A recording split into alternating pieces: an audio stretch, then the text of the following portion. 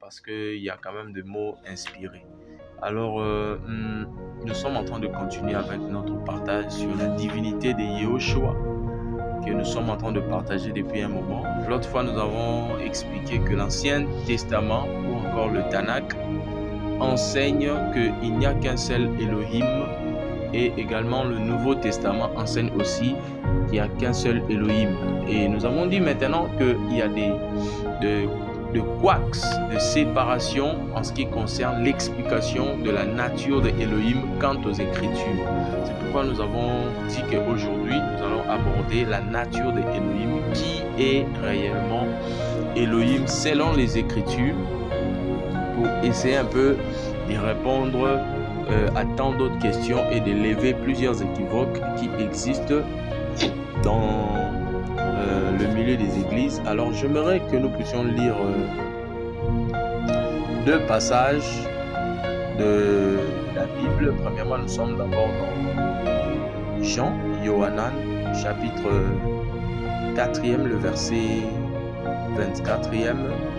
Je lis au nom de l'Adonai Yahushua HaMashiach. L'Écriture dit que Elohim est esprit et il faut que ceux qui l'adorent en esprit et en vérité. Donc Elohim est esprit et il faut que ceux qui l'adorent en esprit et en vérité. Je prends encore le livre de Bereshit, Genèse, Bereshit chapitre 1er, Genèse chapitre 1er, le verset 2e. Donc je lis le premier au deuxième verset. L'Écriture dit: au commencement, Elohim créa les cieux et la terre. La terre devint tohu et bohu. Ça c'est la version que je suis en train de lire. Et le ténèbre plutôt était sur le face de l'abîme. Et l'esprit de Elohim planait au-dessus des eaux. Donc retenez, l'esprit de Elohim planait au-dessus des eaux. Ici, l'Écriture est claire sur ce point. C'est que l'Écriture enseigne que la nature absolue de Dieu, la nature absolue de Elohim, la nature absolue du Créateur est esprit. C'est-à-dire c'est que Dieu il est esprit. Avant même qu'il ne soit Père, avant même qu'il ne soit Fils, c'est qu'il est avant toute chose, c'est qu'il est esprit. Et nous allons voir ici avec vous que la paternité de Dieu est attachée à sa création. Quand Elohim n'avait encore rien créé, vous voyez, il était esprit et c'est ce qu'il est, c'est sa nature absolue. L'Écriture dit dans le livre d'Apocalypse qu'il est le premier et le dernier, et aussi Ésaïe, Yeshaya le répète aussi, le prophète Ésaïe, je prends dans le chapitre 42e à partir du 6e verset, 4 au 6e verset. L'Écriture dit que c'est lui qui est le premier, avant lui personne n'a existé, et il est aussi le dernier, après lui personne n'existera, après lui rien n'existe.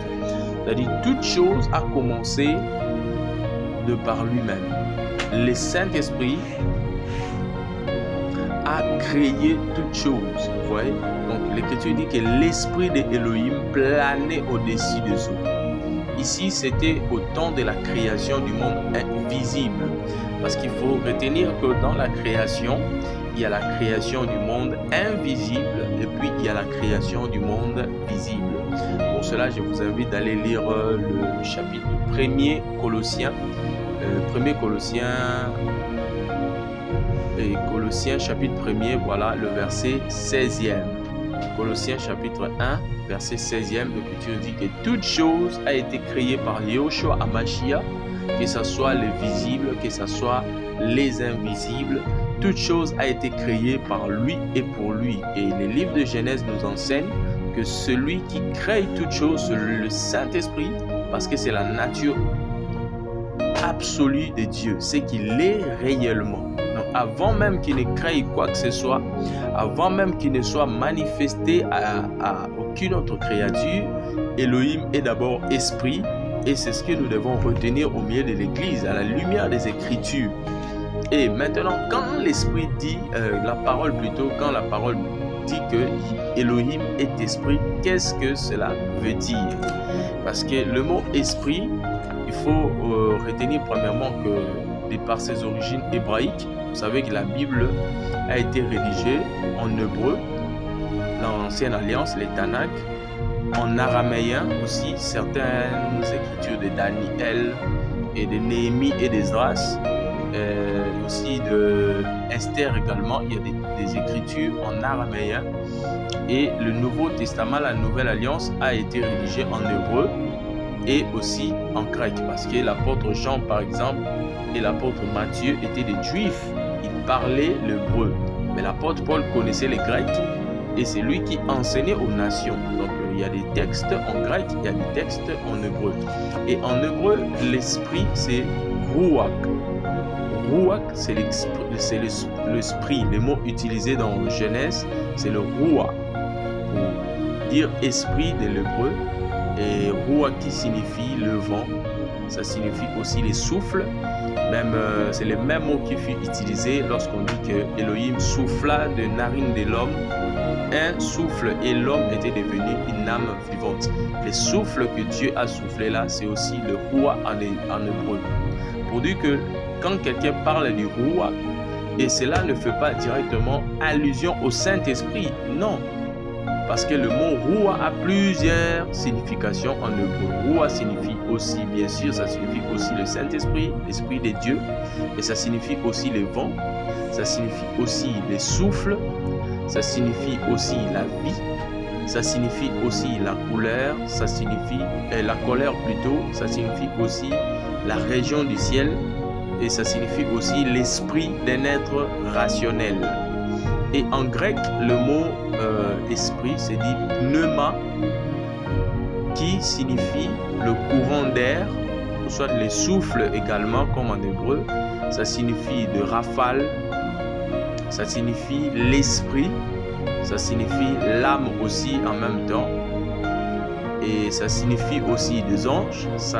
Le même mot est aussi utilisé pour décrire les démons. Et le même mot est aussi utilisé pour décrire Elohim. Donc ça dit esprit tout simplement.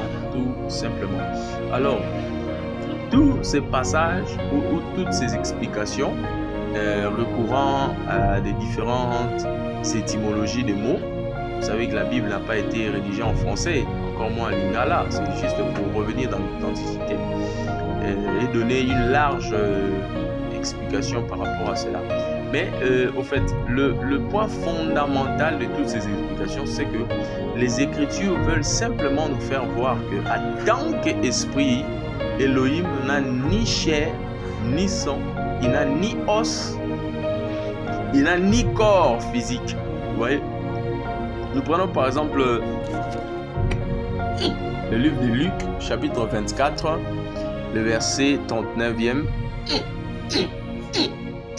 qui nous confirme cela. Nous sommes dans Luc 29, Lucas 24 plutôt, le verset 39e. Le verset 39e, regardez ce que l'Écriture dit. Yehoshua, après sa mort, il revint vers les apôtres. Il leur dit, voyez mes mains et mes pieds, c'est bien moi. Touchez-moi et voyez, car un esprit n'a ni chair ni os, comme vous voyez que j'ai. Vous voyez? L'esprit n'a ni chair ni os, comme vous voyez. C'est ce que Yehoshua enseigne. Il dit à ses disciples que l'esprit n'a pas de corps, l'esprit n'a pas de chair, l'esprit n'a pas d'os. Et Yehoshua lui-même aussi le confirme également au jour de sa chair dans Matthieu par exemple. Matthieu chapitre 16, le verset 18e. Il dit, Matthieu 16, 18e, à partir au 17e plutôt, 17 à 18, Matthieu, nous sommes dans Matthieu 16, il dit, Yehoshua lui répondit et dit, tu es béni, Shimon, fils de Yona, car ce ne sont pas la chair et le sang qui t'ont révélé cela, mais mon Père qui est dans les cieux. Vous voyez, ici Yehoshua enseigne que Elohim, qu'il appelle Père, n'a ni sang, n'a ni chair. Là, il fait allusion à Elohim en tant qu'esprit. En tant qu'esprit, il n'a pas de corps. En tant qu'esprit, il n'a pas de chair. Ainsi, nous disons que un esprit, c'est un être rationnel, c'est-à-dire un être qui a la raison, un être intelligent qui possède de l'intelligence, un être rationnel, incorporel, il n'a pas de corps selon ce que ces deux passages viennent de nous démontrer, Luc 24, 39 et Matthieu 16, 17. C'est un être rationnel, il est intelligent, il a le sens, il a la raison. C'est un être incorporel, il n'a pas de corps physique comme toi et moi, mais c'est un être plutôt surnaturel. Il est au-delà de ce qui est naturel et il est habituellement invisible. Mais cependant, il a le pouvoir de le devenir. C'est-à-dire, un esprit, c'est un être invisible, c'est un être qui n'a pas de corps physique, c'est un être qui est surnaturel, mais qui peut devenir visible quand il le veut. Vous voyez, qui détient le pouvoir de devenir visible quand tu le veux.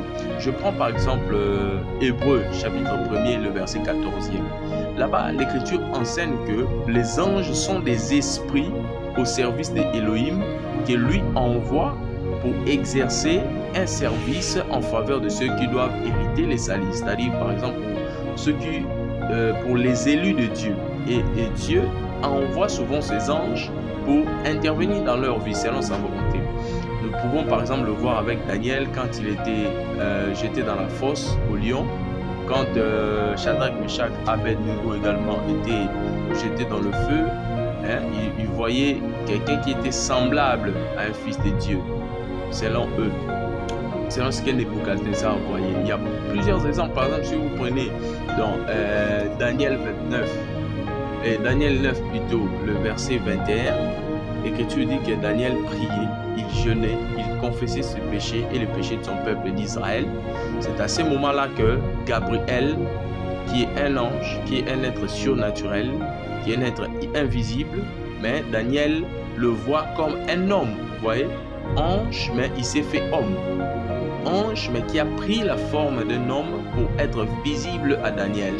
Vous voyez, si vous prenez aussi par exemple Luc chapitre 1 verset 11 à 13, vous verrez que le papa de Yohanan le Baptiste, le papa de Jean-Baptiste, c'est Lévite sacrificateur, Zacharie, qui était dans le temple.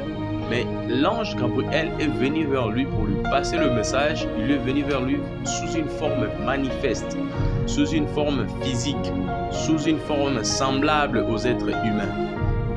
Prenez par exemple encore Actes chapitre 1er, le verset 10e à 11e. Quand Yahushua partait au Père, quand il montait au ciel, il y a eu des anges, mais qui étaient sous forme d'hommes. L'Écriture parle d'hommes, mais cependant il s'agit des anges qui lui ont déclaré aux disciples: pourquoi êtes-vous restés là fixés à regarder Yahushua comme il monte? Il reviendra tel qu'il était monté.